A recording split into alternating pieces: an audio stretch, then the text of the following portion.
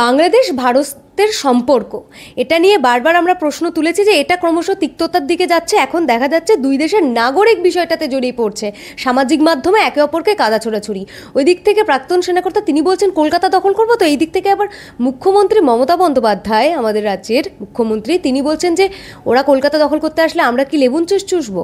এই যে কাদা ছোড়াছুড়ি, এবার একেবারে সরাসরি ওই দিক থেকে প্রাক্তন সেনাকর্তা, এইদিকে মুখ্যমন্ত্রী, তারাও এক প্রকার তো কাদা ছোড়াছুড়ি বলবেন। এটা কোন দিকে যাচ্ছে সম্পর্ক ভারত বাংলাদেশ?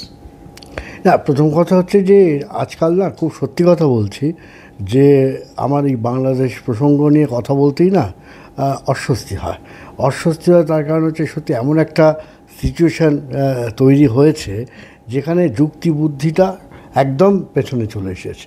কার বেশি কমেছে, কার একটু বেশি বেড়েছে, এইসব চুলচেরা বিশ্লেষণে আমার যাওয়াটা সমীচীন নয়। কিন্তু যেহেতু আপনি প্রশ্ন করছেন বা এভাবে বলছেন, কিন্তু ঘটনা হচ্ছে আমি দুজনের কথাই কিন্তু আমি শুনিনি। মাননীয় মুখ্যমন্ত্রীর কথাও আমার এখনও সময় হয়নি যে শোনার জন্য এতে। আর ওই সেনাকর্তার কথাও আমি খুব উড়ো দেখছি দু একটা জায়গায়, কিন্তু ঠিক উনি কী বলেছেন, কে সেই প্রাক্তন সেনাকর্তা, আমি এটা সত্যি বিশদে জানি না। কিন্তু হ্যাঁ, এটা যদি কেউ নাও বলে থাকেন বা যদি বলেও থাকেন, সেটা কাম্য নয়। হ্যাঁ, বিশেষ করে যারা যথেষ্ট গুরুত্বপূর্ণ বা দায়িত্বশীল যারা আছেন, তিনি মুখ্যমন্ত্রী হন কি তিনি অন্য কোনো প্রভাবশালী নেতা হন, তিনি শিল্পী সাহিত্যিক হন, সে এপার বা ওপার, কোনোটাই আমার মনে হয় এটা ইতিবাচক দিক নয় আর কি। এবং এমন একটি দিনে আপনি আমার সঙ্গে কথা বলছেন, সেই দিনেই কিন্তু আবার ভারতের বিদেশ সচিব কিন্তু ঢাকায় গিয়ে পৌঁছেছেন। তাদের মধ্যে কী নিয়ে আলোচনা হয়েছে বা কী নিয়ে আলোচনা হতে চলেছে সেটাও নিশ্চয়ই সামনে আসবে আর কি। কিন্তু আমি তো মনে করি যে এটা একটা খুব ছোট হলেও একটা ইতিবাচক দিক আর কি। অন্তত বরফটা একেবারে যেভাবে ছিল, তা খানিকটা হলেও আমি বলবো এটা একটা গলার লক্ষণ দেখা দিচ্ছে।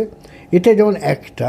দ্বিতীয় হচ্ছে, আমাদের এখানেও পশ্চিমবাংলায়ও কিন্তু অনেকে, যেমন কবির সুমন একটা সংগঠন শুরু করেছেন, যাতে এই পিপলস ইনিশিয়েটিভ উনি বলছেন যে ওটার নাম হচ্ছে যে বন্ধুত্বের কথা উনি বলছেন, যেখানে কোনোটাই রাজনৈতিক থাকবে না, মানে রাজনৈতিক কোনো দলের জায়গা না, কিন্তু যাতে জনগণের সঙ্গে জনগণের সম্পর্ক বাড়তে পারে সেই দিকে লক্ষ্য করছে। আমাকেও ধরো অনেকেই কিন্তু ফোন করে, অনেক খুব বিশিষ্টজনও কিন্তু বলেছেন যে না, এই ধরনের কিছু উদ্যোগ কিন্তু নেওয়াটা দরকার আর কি। সেটা একাধিক সংগঠনও হতে পারে, যে উনি কবি সুমন একটা নেতৃত্ব দিচ্ছেন বা দায়িত্ব নিচ্ছেন, আরও অনেকেই উদ্যোগী হচ্ছেন।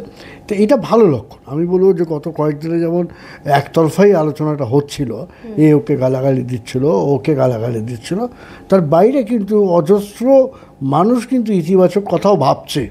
ইনফ্যাক্ট আপনি যদি আপনার চ্যানেলেও আমি এর আগে যে ইন্টারভিউগুলো দিয়েছি, সেখানে খুব সাধারণ লোক, একেবারে কোনো সেনাকর্তা বা মুখ্যমন্ত্রী কেন, একেবারেই কোনো মানে অন্তত বেশিরভাগ অংশে কিন্তু প্রভাবশালীও না, আমার অন্তত ওই তাদের কমেন্ট দেখে মনে হয়েছে তারা সাধারণ স্তরের মানুষ, মধ্যবিত্ত নিম্নবিত্ত মানুষ, তারা কিন্তু অনেকেই খুব ইতিবাচক কথা বলেছে। ফলে আমাদের যদি দরকার হয়, আমাদের সমস্ত লোককে, যেটা আমি বলার চেষ্টা করছি, এইটা কোনো যুক্তি নয় যে এর সাথে ওর এখন লড়াই লাগবে। দুটো পারে, দুই বাঙালি, নানান কারণে তার আলাদা হয়েছে, ধর্মের দিক দিয়ে তার আলাদা, জাতি হিসেবে তারা বাঙালি হিসেবেই সারা পৃথিবীতে, এবং প্রত্যেকের কিছু না কিছু ভূমিকা আছে। পশ্চিমবাংলাতেও শিল্প সাহিত্যের ক্ষেত্রে, বাংলা ভাষার ক্ষেত্রে অবদান কম নয়, আর ওপারের বাঙালি তো রক্ত দিয়ে বাংলা ভাষাটাকে রক্ষা করেছে। ফলে এইটা কাম্য না। এটা যেটা হচ্ছে সেটা একেবারেই আমার মনে হয় খানিকটা এক ধরনের রাজনৈতিক যে কাদা ছোড়াছড়িটা শুরু হয়েছে, তার অনেকগুলো দিক। উদ্দেশ্য প্রণোদিত তো বটেই। এটা উদ্দেশ্য প্রণোদিত যদি না হয়, তাহলে তো আজকে এত সমস্যা জটিল হয় না। গান্ধীর দেশের কথা আমরা বলি, গান্ধী চৈতন্য কথা আমরা বলি, আমরা লালনের কথাও বলি আর কি, আমরা নজরুলের কথা বলি আর কি। এখন আজকে তো তারা তো কখনো এই উন্মাদের মতো পরস্পরকে কাদা ছোড়াছুড়ি করেননি। এমনকি একটা তো সময় ছিল যখন অখণ্ড বাংলার কথা বলা হয়েছিল, আবুল হাসেম, সোহরাবর্দী, শরৎ বোস, হ্যাঁ, তো এরা তো চেষ্টা করেছিলেন আর কি, যে যাতে অখণ্ড বাংলা থাকতে পারত। কিন্তু 21 শতকে এটা শুধু ধর্ম নিয়ে সামনে রেখে রাজনীতি করাটা, এটা খুব কাঙ্ক্ষিত বলে আমি অন্তত আগেও বলেছি, এটা আমার মনে হয় না। কিন্তু এই যে ভারত বাংলাদেশ সম্পর্কের তিক্ততাটা কেন বাড়ছে কি মনে করেন? হাসিনা কি ভারতবর্ষে আশ্রয় নিয়েছে বলে এটা একটা অন্যতম কারণ হতে পারে? মানে বাংলাদেশের ভারতের উপর এত বিদ্বেষ কেন, এত ঘৃণা কেন ছড়াচ্ছে বাংলাদেশে? না, এখানে আমার কিন্তু আপত্তি আছে। আপত্তি হচ্ছে যে আপনিও কিন্তু ঠিক ঘটনাচক্রে বললেন যে বাংলাদেশ কেন এত ঘৃণা ছড়াচ্ছে আর কি। হ্যাঁ, এই না, বাংলাদেশ কেন বলছি, বাংলাদেশে কেন এই ভারত বিদ্বেষটা, এই ভারত আমি ঘৃণাটা ওটাই কেন বলছি ছড়িয়ে পড়ছে? যে শুধু বাংলাদেশে বিদ্বেষ বা ভারত বিদ্বেষ ছড়াচ্ছে, এটাও পুরোটা ঠিক না। দেখুন, আমরা সোশ্যাল মিডিয়াতেও যে অংশটুকু দেখি এবং তাতেও আমরা যে গেল রব তুলছি, আপনি যদি খেয়াল করেন ওখানে 18 কোটি কি তার চেয়ে একটু বেশি সংখ্যক লোকজন আছে। তারা কতজন সোশ্যাল মিডিয়াতে তারা আবির্ভূত হচ্ছে? একেবারে নিম্নবিত্ত যে মানুষটা, প্রান্তিক কৃষক, ক্ষেত মজুর, সাধারণ গার্মেন্টস শিল্পে তারা কাজ করে যে মহিলারা, তারা কিন্তু এই কাঁচা ছোড়াছুড়ি খুব একটা থাকে না। আপনি যে কোনো গ্রামে গিয়ে খোঁজ করে দেখুন, সেটা থাকেন না। থাকে কিন্তু যাদের ওই বলবো যে খানিকটা মধ্যবিত্ত, উচ্চ মধ্যবিত্ত এই অংশটা সারা পৃথিবীরই তাই হচ্ছে। এই নয় যে শুধু কোনো একটা নির্দিষ্ট ভারতে বা পশ্চিমবাংলা কি বাংলাদেশের বিভিন্ন জেলাগুলোতে হচ্ছে তারা। ফলে আমি মনে করি না, এই জায়গাগুলোই কিন্তু আমাদের আস্তে আস্তে পাল্টাতে হবে। যে সবাই কি খুব বিদ্বেষী হয়ে গেছে? আমি তো বললাম যে সবাই কিন্তু বিদ্বেষী হয়নি। আর ভারতের, আমি বহুবার বলার চেষ্টা করছি, ভারতের রাজনীতি বা ভারতের রাজনৈতিক দৃষ্টিভঙ্গি বা ভারতের রাজনৈতিক দর্শন কি বাংলাদেশের রাজনৈতিক দর্শন, সেটা আলাদা হতেই পারে। তাদের মধ্যে পরস্পরের নানা রকম সংঘাত থাকতে পারে, আদানি প্রশ্ন থাকতে পারে, অন্যান্য প্রশ্ন থাকতে পারে। কিন্তু দেখুন, জনগণের সাথে আমাদের মূল জায়গাটা, সুরটা থাকা উচিত কিন্তু জনগণের মধ্যে যে পিপলস ইনিশিয়েটিভের কথা আমি বলছি। এবং সমস্ত আমি পারলে আজকে যে সার্ক ছিল, দেখুন আমরা এই যে আমরা অনেকটাই জানি না, এই মেজর জিয়া কিন্তু এই উদ্যোগটা নিয়েছিলেন সার্ক তৈরি করা আর কি। হ্যাঁ, আমাদের যে বিভিন্ন দেশের মধ্যে পরস্পরের মধ্যে একটা বন্ধুত্ব তৈরি করা রাষ্ট্রীয় স্তরে। এখন ঘটনাচক্রে সেইটা প্রায় তলানিতে এসে ঠেকেছে। আমাদের অনেকেই ভারতের বন্ধু, নেপালও এখন নেই। এখন চীন তো আগেই ছিল না, পাকিস্তান ছিল না, কিন্তু নেপালের মতো হিন্দু প্রধান দেশও কিন্তু আজকে সেই অর্থে ভারতের বন্ধু নয়। মালদ্বীপ আজকে বন্ধু নয়, এবং শ্রীলঙ্কাও আজকে বন্ধু নয়। শ্রীলঙ্কা তো মুসলিম অধ্যুষিত দেশ নয়। বাংলাদেশের সম্পর্কের অবনতি, বাংলাদেশে তো আমি তো বাংলাদেশ নিয়ে তো আমরা বলছি, কিন্তু এইটার মধ্যে একটা উত্তরণ হতে পারে যে আমাদের বিভিন্ন দেশের জনগণের মধ্যে, শুনুন, পরস্পরকে আমি বহুবার যেটা বলার চেষ্টা করছি, আমরা কেউ কোনো পরস্পরকে সেভাবে চিনতে চাই না। আমাদের মূল সমস্যাটা হচ্ছে কি, আমরা ঘরে বসে আমরা প্রভাবিত হই সোশ্যাল মিডিয়া, এবং সোশ্যাল মিডিয়াতে প্রভাবিত হয়ে আমরা অনেক সময় অনেক কিছু কথা উত্তেজনার মধ্যে আমরা বলে ফেলি, যেটা কাম্য নয়। এটা হচ্ছে এক। দ্বিতীয় হচ্ছে, বাংলাদেশে ভারতের সঙ্গে কেন সম্পর্ক অবনতি হলো? একটা ঘটনা তো এই যে জুলাই পরবর্তীকালে যে রেজিমের পতন ঘটে গেছে, এটা নিয়ে আমার কোথাও কোনো দ্বিধা নেই যে আগের যে জামানা, আগের যে সরকার ছিল, তারা অবশ্যই অনেক ঘটনা ঘটিয়েছে, যা প্রথম তাদের প্রকাশ্যে ক্ষমা এখনও পর্যন্ত কিন্তু কেউ আওয়ামী লীগ বলেনি, কোথাও আমি দেখিনি। বরং তারা প্রচুর মিথ্যে কথা বলে যাচ্ছে। তারা এমন একটা দিন আপনি পাবেন না ফেসবুকে, তারা মানে প্রবলভাবে মিথ্যে ছড়িয়ে এই ভারতের মানুষকেও বিভ্রান্ত করছেন, নিজেদের দেশকেও বিভ্রান্ত করছেন, জনগণকে বিভ্রান্ত করছেন, এবং যেটা করছেন সেটা হচ্ছে অন্যায়টাকে তারা ক্ষমা চাওয়া তো দূরের কথা, অন্যায় আবদার বা অন্যায়টাকে তারা আড়াল করার চেষ্টা করছেন, যেটা কিন্তু ঠিক না। যে কোনো জিনিসের মানুষের ভুল হতে পারে, তার নীতি প্রয়োগে সমস্যা হতে পারে, সে ইচ্ছা করে না করে অনিচ্ছাকৃতভাবে অনেক ভুলভ্রান্তি করে থাকতে পারে। কিন্তু যদি প্রথমেই তাদের বলা উচিত ছিল যে না, ভেরি সরি, এইটা বোধহয় আমাদের ঠিক হয়নি। ফলে এইটা তো একটা কারণ তো নিশ্চয়ই, যে যে যে যে মহিলা, এবং সবচেয়ে মজা হচ্ছে আপনি বলছেন যে তিনি ভারতে আছে।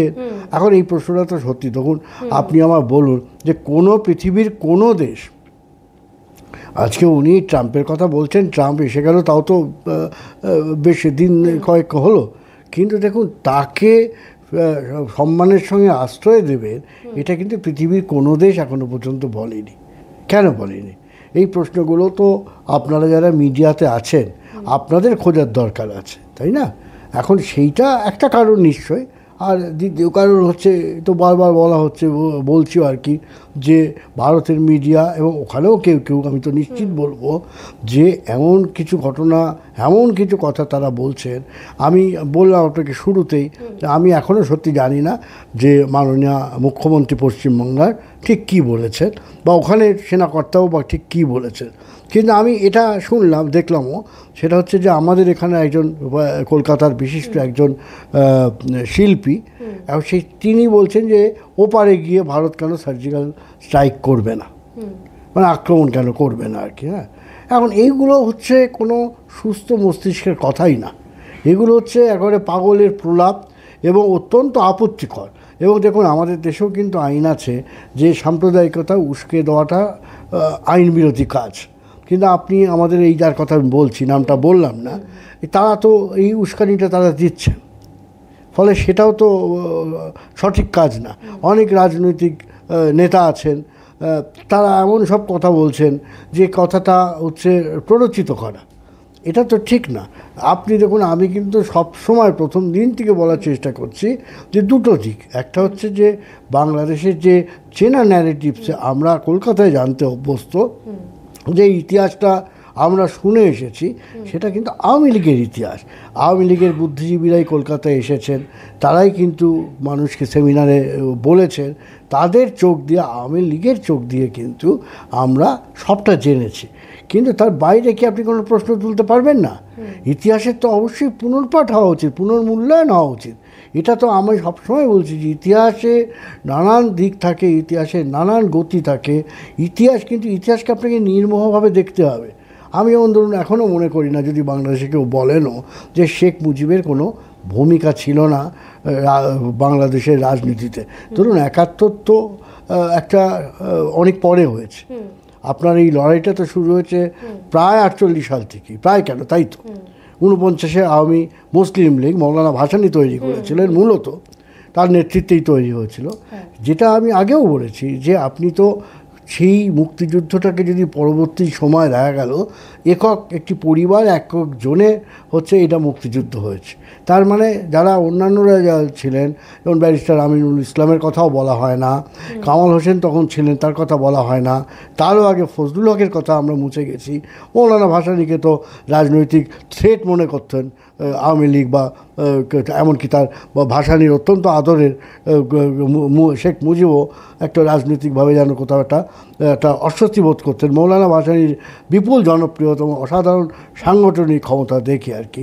ফলে আপনি তাদের কাউকেই অস্বীকার করতে পারেন না। যেমন ধরুন, এটা খুব ভেরি ক্লিয়ার যে আপনি জিয়াকে লীগ আমলে প্রায় রাজাকার প্রায় করে তোলা হয়েছিল, কিন্তু এটা তো অন্যায়। পরবর্তীকালে উনি কী করেছেন, ভুল করেছেন কি ঠিক করেছেন, সেগুলো নিয়ে আলোচনা হোক। কিন্তু জিয়া যে সত্যিকারের চট্টগ্রাম বেতার কেন্দ্র থেকে তিনি একজন একজন মিলিটারি হয়েও যে সাহসটা তিনি দেখিয়ে মুক্তিযুদ্ধের ঘোষণা দিয়েছিলেন, সেটা তখনকার, আপনি যারা এখন প্রচুর মানুষ ওখানে বেঁচে আছে, আপনি খোঁজ করে দেখুন, তারা কিন্তু সত্যিকারের উদ্বুদ্ধ হয়েছিল যে দেখো, মিলিটারিও তাহলে আমাদের মতো সিভিলিয়ানদের পাশে আছেন।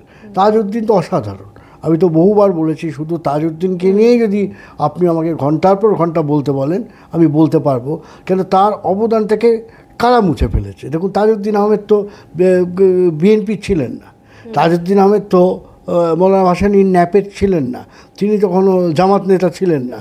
তার এত বড় এটাকে ঠিক কোন কারণে মুছে ফেলা হলো বলুন? কঠিন সময় আপনি দেখুন, যখন আওয়ামী লীগের দুঃসময়, হ্যাঁ, যখন শেখ সাহেব মারা যেতে হয়েছে, সে নিহত করা হয়েছে, নৃশংসভাবে তাকে খুন করা হয়েছে, পরবর্তীকালে জেলের মধ্যে তাজউদ্দিন আহমেদ বা অন্যান্যদের মরতে হয়েছে, মারা যেতে হয়েছে, খুন করা হয়েছে। সেই সময়, সেই কঠিন সময় কিন্তু জহুরা তাজউদ্দিনের স্ত্রী কিন্তু দীর্ঘ সময় ধরে আওয়ামী লীগের উদ্বুদ্ধ করেছিলেন, আওয়ামী লীগকে ধরে রেখেছিলেন, সাংগঠনিক জায়গা থেকে ধরে রেখেছিলেন। আরও যেগুলো বলা হয় না, শোনেন, তাজউদ্দিন আহমেদের স্ত্রী বা জহুরা তাজউদ্দিন, আমি তো এইবারই বলছিলাম যে যারা আপনারা উইমেন স্টাডিজ কথা বলা হয়, বা এখন তো এটা পাঠ্য হয়ে গেছে, অনেকেই চর্চা করছেন আর কি, আমি আপনাকে বলবো জহুরা তাজউদ্দিনকে নিয়ে আপনাদের চর্চা করা উচিত। সে দুপারে, ওপারে এবং অবশ্যই এপারে যারা উইমেন স্টাডিজের সঙ্গে যুক্ত তাদের আমি অনুরোধ করব। কেন কি অসাধারণ সাহস এবং ধৈর্য নিয়ে উনি তখন ছাত্রলীগকে উনি এমন একটা জায়গায় নিয়ে যাওয়ার চেষ্টা করেছিলেন যেখানে উনি বলতেন যে তোমাদের ফার্স্ট ক্লাস পেতে হবে। আপনি খোঁজ করে দেখুন, এগুলো তো কাগজ কলম দলিল দস্তাবেজ পাওয়া কঠিন না।